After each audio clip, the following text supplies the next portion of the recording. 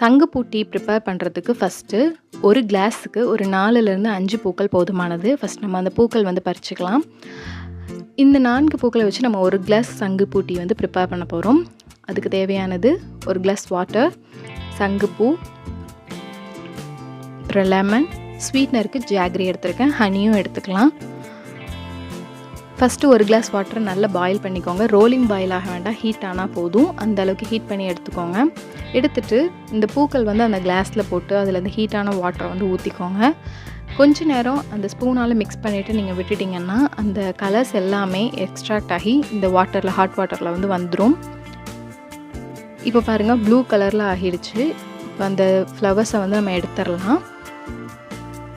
இப்போது இதுக்கு வந்து நம்ம டேஸ்ட்டுக்காக லெமன் ஆட் பண்ணுறோம். லெமன் ஆட் பண்ணும்போது அந்த pH லெவல் வேரி ஆகும்போது பர்பிள் கலரில் மாறிடுச்சு. இதில் இப்போ ஜாகரி ஆட் பண்ணிக்கலாம். சங்குப்பூ டீ ரெடி.